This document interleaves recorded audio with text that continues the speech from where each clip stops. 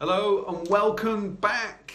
You're now on assignment 4. So congratulations, you're now learning the second part about the mind and how it works. This is everything you need to know to help your clients feel confident and secure in your knowledge as a hypnotherapist.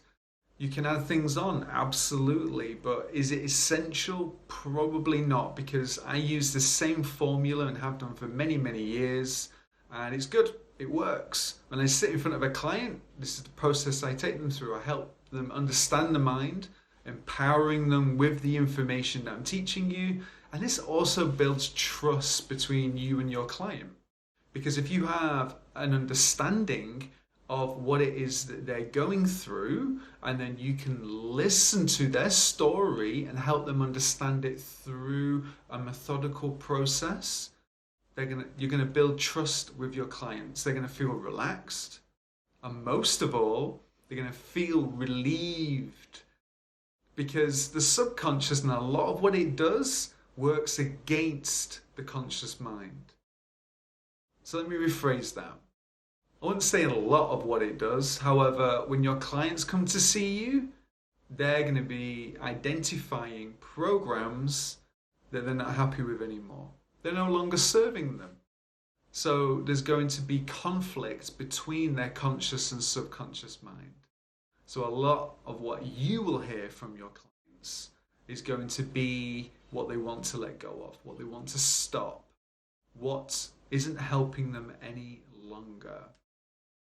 So this assignment is continuing on from the last one. We are going to talk more about the mind, but before I continue, I'd like to finish the story, because the story is very relevant to these two modules. And when this lady came to see me, she was about 28 years old, quite a confident lady. Yeah, quite a confident young lady. And I remember she had red hair, she was very well spoken, and could articulate her challenge very clearly. And the consultation wasn't very long at all for her to describe what the problem was. So as I said, she was a semi-professional cyclist. She was cycling down the road, she got hit by a car, and she woke up in casualty with the plaster from her head all the way down to her feet. And she broke a significant amount of bones in her body to be in hospital for 6 months. And over that period of 6 months, so she's had a significant event in her life. That accident is very significant. However, what she left with was a habit of waking up every single morning with in a state of fear and anxiety. So how did that start? Well, could you imagine, I wouldn't want you to imagine for too long, if you woke up in the morning, if you woke up at any time with a plaster from your neck all the way down, you would be startled, you would be in a state of high anxiety and stress. So her subconscious mind, knowing how limited the conscious mind is, watched the repetition and consistency every single morning of her waking up and feeling that state, that negative state. And what happened? It became a program. So 2 years later, when she came to see me, fully recovered. However, in the morning, she was still waking up in a state of panic because the program was still projecting into her consciousness. So there is a very clear conflict now. She doesn't want to feel like this anymore. She has physically recovered. The subconscious doesn't know that program is not working anymore. It needs to be cancelled out. In effect, it wasn't really working in the first place because nobody wants to be reminded of that. But the subconscious mind does not know the difference between right and wrong, good or bad. If it did, that would extract our free will, which is a very touchy subject for some people, I understand that. But you do have your own free will, and the explanation of the subconscious proves that. we can think about whatever we want. It's our story. It's your story. And the narrative that gets watched by the subconscious mind is important, because it is now forging your character, your standards, your personality, your values, your beliefs. And once those programs are made, they're just projected into your consciousness. So be careful. Be careful what you think about. Because your future self could be affected by your current thoughts and feelings towards yourself, towards your abilities or a race, or your attitude towards an activity that you want, or even towards money. The way you think and the way you communicate money is really important with yourself. If money is the root of all evil, and you say that enough, and you hear that enough, and the people around you say that enough, guess what? Is that making a program that's moving you towards wealth and independence, financial independence in your life? No. So the way that we think about money and the way we think about anything in our life is being recorded and creating these programs. All hypnosis is self-hypnosis. The client goes into the trance state with their free will. And this is really important to understand. And I remember when I first started as a hypnotherapist, very eager and willing to help people.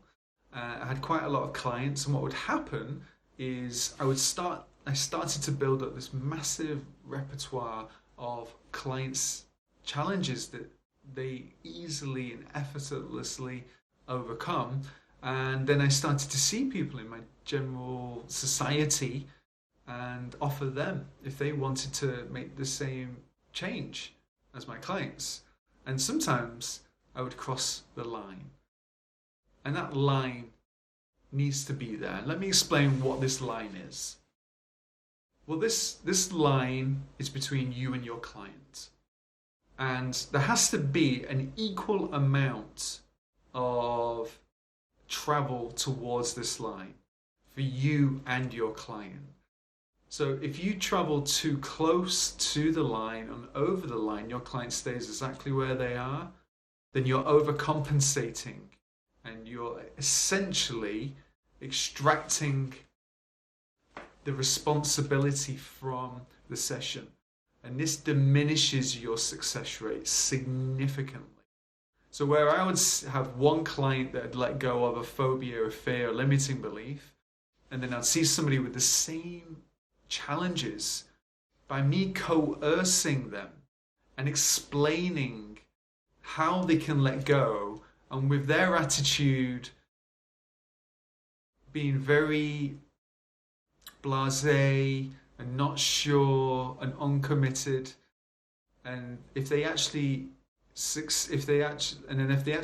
come to do the session with you, especially if they haven't paid you, because then there's no value attached to the outcome that they want to achieve or that you want to achieve. So be careful with people's free will.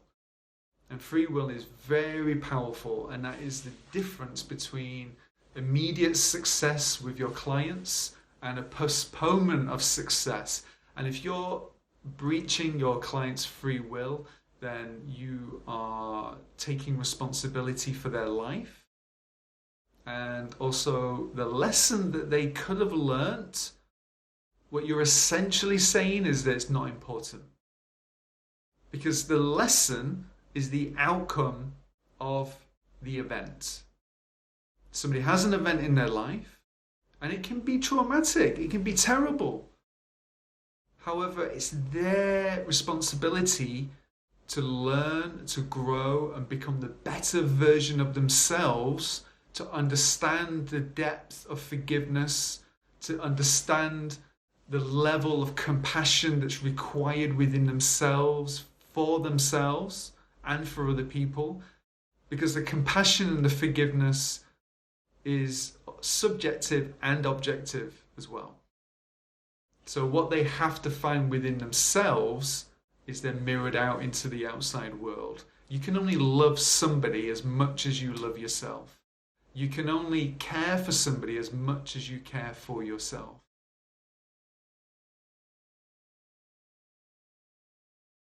So all change, therefore, is subject to your client's free will. Hypnotherapy does not wear off. This is a common statement from smokers. I went to see a hypnotherapist, I stopped smoking, and 6 months later it just wore off. Well, that's not true. It's a psychological shift that somebody chooses, and once somebody stops smoking, they've decided for these reasons that it's no longer serving them, and then if they decide to start smoking again, they decide these reasons are greater, and that's why they started again. Nobody has ever woke up in the morning and said to themselves, I used to smoke, but it just wore off. So what's the difference? How can hypnotherapy wear off with some people if habits don't wear off? It doesn't make sense because it doesn't work like that. We make a choice, and generally when people revert back to an old habit and behavior, it's because they haven't learned the lesson yet. The pain of the lesson wasn't strong enough for them to remember. All changes are therefore subject to your client's free will. Hypnotherapy does not wear off. So your clients need to engage with 100% of their intent, and using their intent to want to make change with their will. And this is the formula for a successful hypnotherapy session, and a one-time session as well. So once you have your client and that you are about to start a session, what's important is to know whereabouts in their trance state they are.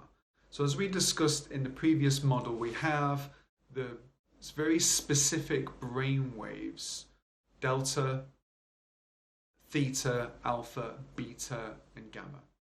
And the beta frequency is what we are in now, full waking consciousness. So when our client sits in front of us and we take them into a trance state, how do we know that they're there? Well, there's physical signs that give us an indication when we are using hypnosis, an artificial way to create trance. The trance state is visual within our clients.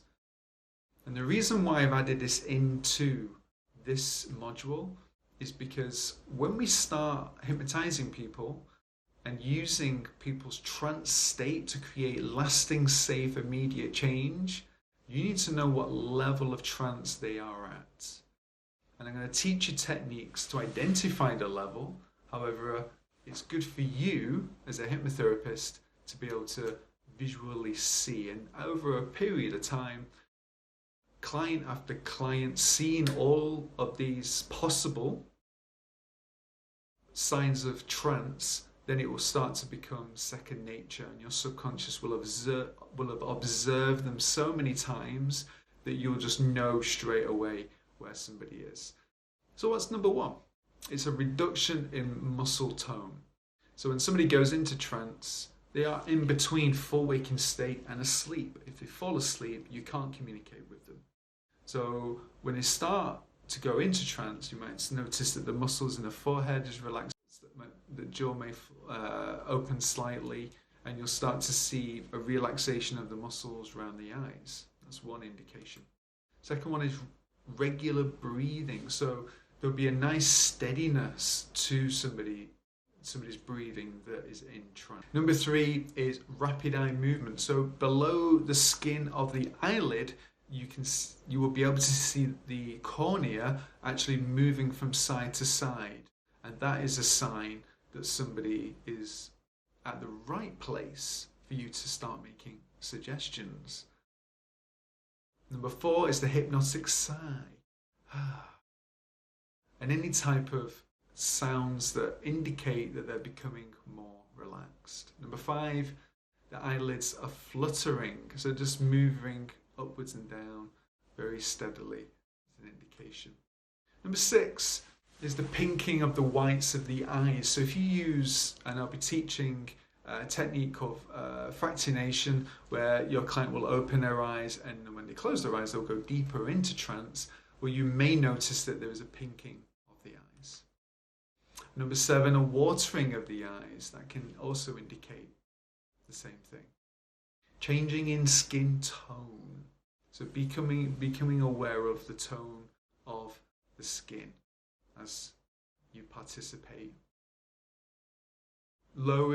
A lower lip protruding is an indication. And then we have changes in skin temperature.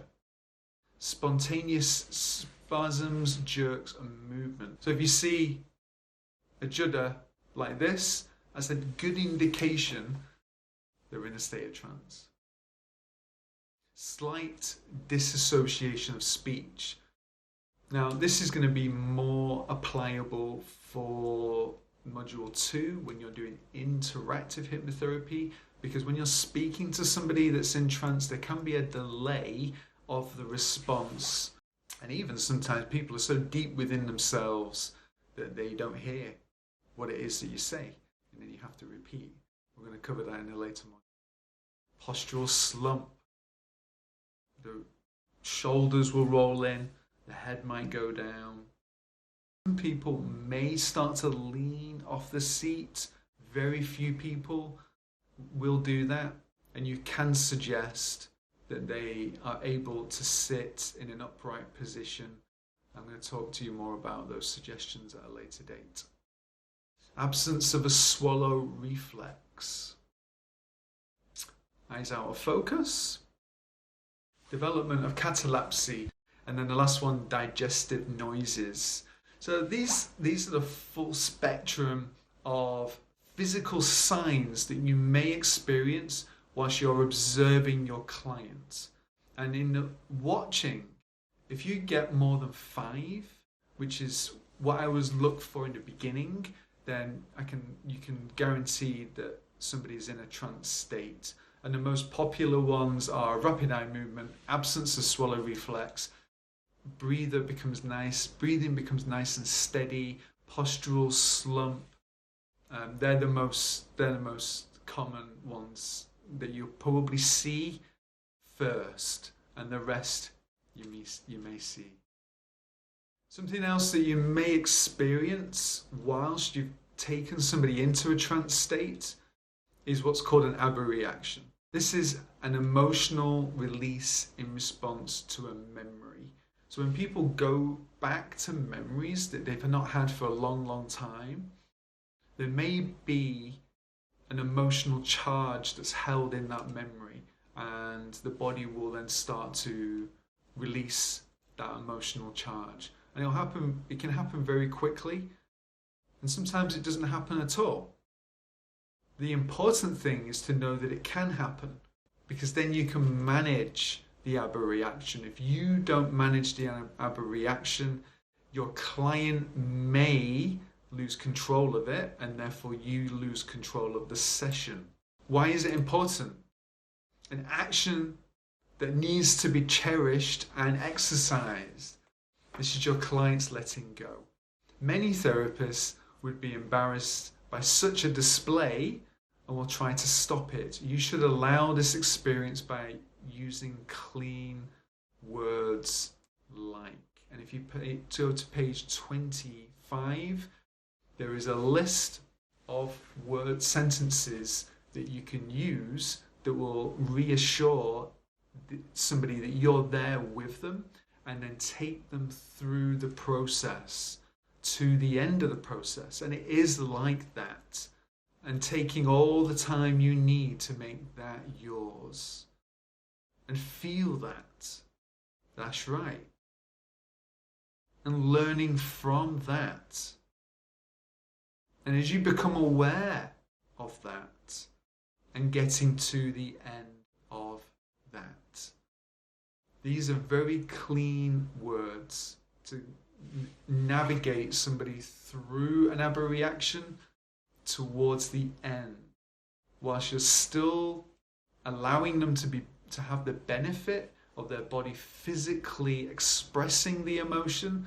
You are in control of the pace of the ABBA reaction, and you can take them to the end so the session can carry on. So what would happen? What would happen if somebody was left? Well, there's a chance that on the emotional bell curve that they go too high. And if you don't manage your clients' emotions, then they don't manage their emotions. If they go up the bell curve too far, then they may not be listening to you anymore. And you've lost control of the session. And then you have to wait for your client to console themselves because you can't console them any further. And then you can communicate down the back end of the bell curve. So using the clean language that is written out for you is going to help you stay in control of the session. It's going to help your client with the releasing of the emotional charge. You are going to be in control and managing your client through the other end, and then the session can carry on and you get the result that is needed. Next, I'd like to cover stage hypnosis. So why is this important? Because virtually all of your clients at some point would have heard something about stage hypnosis, and they've come to their own opinions, and if those opinions are not supporting hypnotherapy in a positive way, then they may work against you. And the primal beliefs about stage hypnosis is that the hypnotist is in control. That's the number one belief. And people don't like to be controlled by other people. So if you leave that belief in your client's subconscious mind, there may be a portion of your client that doesn't really trust you, or there may be, and that program's, or it may be that program's more powerful than the will to want to make change. So there's a conflict in the subconscious mind. A hypnotherapist controls me, I want to let go. Can I trust somebody enough to be vulnerable and let go of what it is? And maybe what they want to let go of is so serious and it's causing so much discomfort in their life, then it bypasses this belief system that you're going to be controlled and that your mind is at the mercy of the hypnotherapist. However, it's not true. It's not true at all. So why know how a stage hypnosis show works? Because then you can put your client's mind at rest and you can help them empower them to understand they are in control. You're not in control. It's their free will. And for a successful session to take place, there needs to be intent, there needs to be free will, and there needs to be good trust between you and your client. And by covering stage hypnosis with your clients, it's going to make sure that you have a successful session. Now, 20% of the population are susceptible to stage hypnosis, only 20%. 5% are super susceptible. And these super susceptible types are the ones that you see every day in society anyway. They're constantly changing their religion or constantly changing their favorite color. And they're constantly searching for new identities and being coerced by people and changing their identities. So this isn't anything new. This isn't anything new. So I'd like to explain the stage show. I'm going to do it in a humorous way so it sticks in your mind. I'm going to explain it in two different ways, and you can decide which one is reality and which one is just a fantasy. So number one, a hypnotist goes into a town and he decides that he would like to do a show. So he hires vans with kidnappers, and during the day these vans go into the streets, the kidnappers jump out and put bags over people's heads, pull them into these windowless vans, drive them to an auditorium, sit them in the seats, pull the bags off their heads, and the hypnotist stands on the stage and goes, "Da-da! You're in a hypnotist show."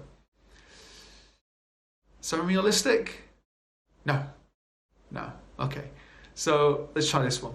The hypnotist drives into a town, decides to put a show on. So he gets little tickets made, he has billboards made and posters, and he advertises in the city.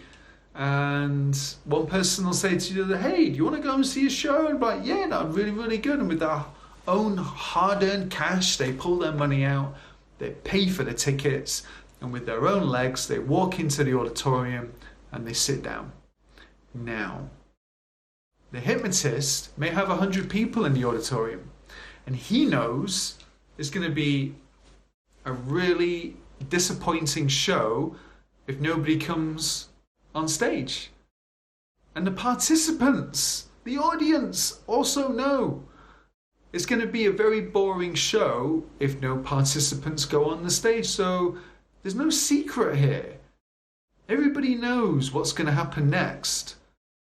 And the hypnotist also knows 20% of the audience is susceptible and 80% aren't. So let's look at the 80 and the 20%.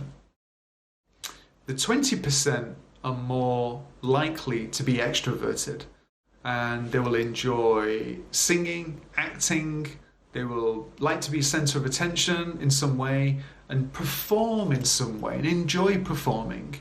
Now, does that necessarily mean that they're going to be good at any of those things? Absolutely not. They might go to karaoke on a Friday night and murder every single song. But they're hardwired to entertain. Now, does this mean that on the day of attending a hypnotist show that they want to be on stage? No, it doesn't. So what's the easiest way for the hypnotist to distinguish between the 80 and the 20%? Have a think. The easiest way for him to notice. Well, he asks, "Who wants to be part of my show?"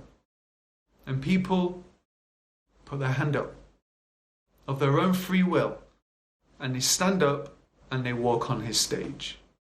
So there's no control that takes place. What happens is they decide to entertain. And there's a sequence that the hypnotist will go through to find out who's more susceptible than the others, and he'll put some back. Now, when the hypnotist suggests to these individuals that are sat in the seats that they want to look for their left leg and that they can talk an alien language, they've allowed and they've given permission to bypass their consciousness and for their subconscious mind to be interacted with. Now, it may seem from an outsider's point of view that there is control that is happening, but there isn't. All that's happened is the audience that decided to walk on the stage of their own free will have given up their control. I'm sorry if this has burst your bubble for hypnotherapy shows, and I'm sure if you go to see them, you'll still enjoy them. And they are fun if they're done correctly in a safe way. And what does a stage hypnotist and a hypnotherapist have in common? Well, free will. Because a hypnotist, if he draws one of the 80% off the stage, out of the audience onto his stage, in fact, if he decided to take 10 people of the 80% that didn't put their hand up and bring them onto the stage, do you think he's going to have a good show? No, it's going to be terrible. And he very specifically knows who he wants. And it's the same for hypnotherapists. And when you qualify, you'll be able to help people make rapid, instant change. I didn't finish the end of the story with the lady that got hit. And after we'd done the consultation and we'd done the pre-talk and we'd done the induction and I'd taken her into that trance state, we went into a metaphor, and she was in that metaphor for 60 minutes. 60 minutes of negotiation between myself, her conscious mind, and her subconscious mind before she decided to let go of that program that was holding her back from calm, peaceful morning. And she managed to let go of that program in one session. Why one session? Because her will and her intent was strong enough, and her subconscious mind does not know the difference between right and wrong, good or bad. All it's there for is to serve and protect. We're at the end now of assignment 4, and I've taught you everything that you need to know about the mind, how it works, the functions, responsibilities, for you to be able to engage in a decent conversation with people about the subconscious mind. And it has very little to do with the word hypnotherapy. What we do is identify people that need help. And we use the power of the greater part of their mind to either let go or create to move them towards their desired outcome. When you're discussing the opportunity to let go of things that may not be serving your friends, family, or clients, they're going to want to know that you know what you're talking about. So go over these assignments as much as you need to and put them in your own words. If it flows off your tongue and you feel confident when you're talking to somebody, then they will have confidence in you and they will trust you. So the next assignments now are going to be solely about the 10 steps. And every assignment is very specific about each 10 step.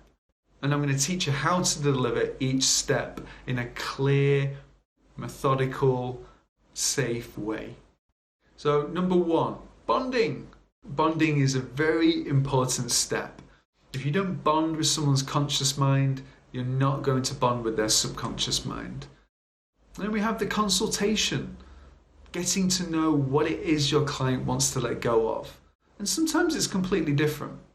Sometimes they come to see you with one thing, and it's actually something deeper than what they've ever imagined.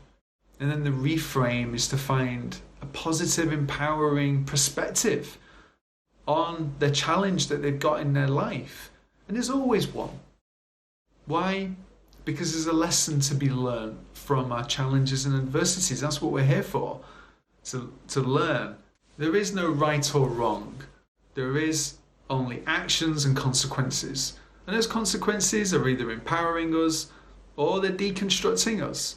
And it's our choice to want to let go of old behaviors and old actions to create more peace and happiness in our life. It's our choice. But if we want to carry on with our behaviors and actions that are bringing more adversity and challenge in our life, is that wrong? Absolutely not. It's perfect. Because you get to carry on doing it until you learn you shouldn't be doing it. And that's why it's not our responsibility as hypnotherapists to take those lessons away from our clients. It's up to them to know when it's time. The pre-talk, helping somebody understand the process of hypnotherapy, empowering them with the processes of the mind, making them feel confident in you and the process of going into trance. And then number 4, the induction. The induction is important to lower the brain waves to a lower frequency. As we get to theta frequency, that is the frequency where suggestions are going straight into the subconscious mind. And that's going to make the rapid change that your clients want and need. Deepener. The deepener is there so it can deepen the induction part if it's needed. And we're going to cover when and how you might extract that later on. And then number 6, the suggestions and the metaphors. Now in module 1, we're only covering suggestions. There's enough for you to learn here, only doing suggestions.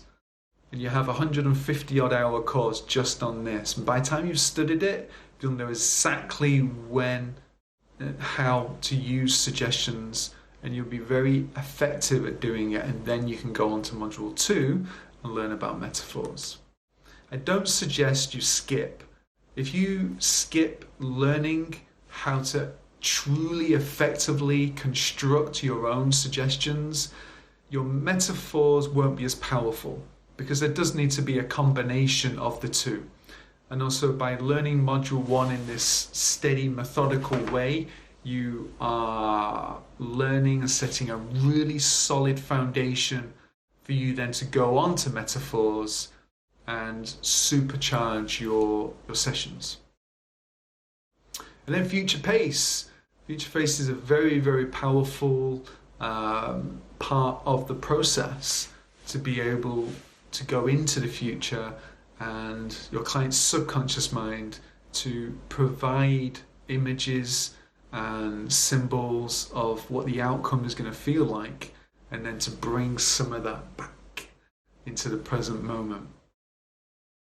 Post-hypnotic suggestions and how they can be used to help your clients deepen their trance state in sessions, and also how to use post-hypnotics and make your sessions more powerful when you're not with your clients also. And number 9, emerging from trance in a nice, steady fashion to round off the session. And then number 10, results, because we are interactive hypnotherapists. And interactive hypnotherapy is a nuance of hypnotherapy. We focus primarily on one session. Every single client, our main focus is to get them from where they are to their desired outcome within 60 to 90 minutes. And that's what your training is centered around.